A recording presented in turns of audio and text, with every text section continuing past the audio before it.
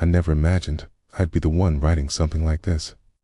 But here I am sitting in a quiet room with an old leash hanging on the wall and a half-toed tennis ball on the shelf. The house is quieter now, too quiet.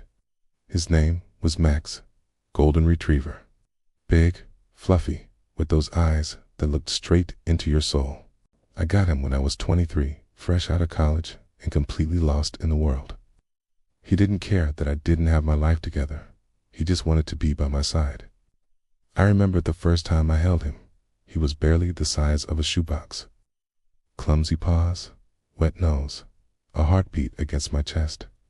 That was the moment I knew we were going to share something special.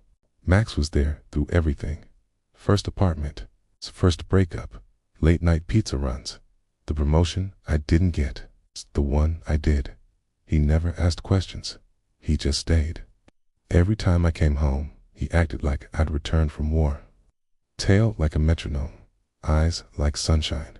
We had this routine. Every morning, we'd walk to the park. Same route. He'd sniff every bush like it was the first time. Chase the same squirrels. Make friends with the same grumpy bulldog named Charlie. And every evening, we'd sit on the porch, just watching the world turn. It's time, though it doesn't care about routines or about love. He started slowing down. First, it was the stairs. Then the walks got shorter, his eyes cloudier. But his tail, it never stopped wagging, not even on that last day. I held him in my arms when the vet came. I told him he was a good boy, over and over. I told him thank you for everything, for being there when no one else was, for knowing when I needed silence, for forgiving me when I came home late or forgot his birthday, for loving me more than I probably deserved. And then he was gone. The days that followed were a blur. The house echoed differently. I kept expecting to hear his pause, or to feel him curl up at my feet, but there was only silence. I didn't know grief could be this physical, that my chest could hurt from missing a heartbeat that wasn't mine. One night, I found myself scrolling online, unable to sleep. That's when I came across a story about a place called the Rainbow Bridge. It said that when a beloved pet dies, they go to this magical meadow. There's sunshine all the time, soft green grass, and streams where they can splash.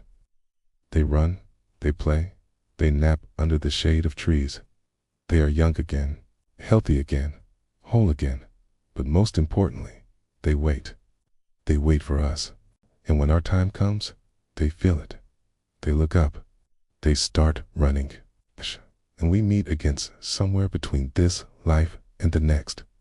We cross the rainbow bridge together, never to be apart again.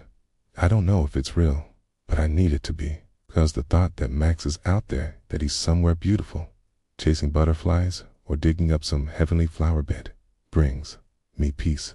Sometimes I dream of him. Not the old, tired Max, but the puppy with wild energy.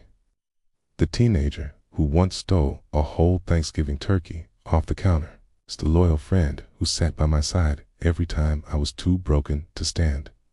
In those dreams, he runs to me. No leash, no pain, it's love. They say grief is just love with nowhere to go. But maybe, just maybe, it does have somewhere to go. Maybe it travels across skies and stars, over time and memory, until it reaches that meadow, until it reaches them. So, if you're re-listening to this and you've lost someone with paws and a wagging tail, know this: you're not alone.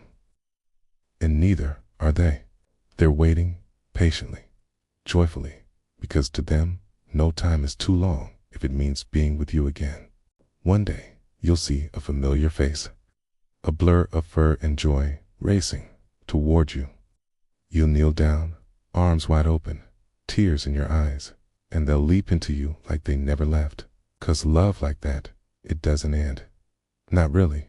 It just waits, at the Rainbow Bridge.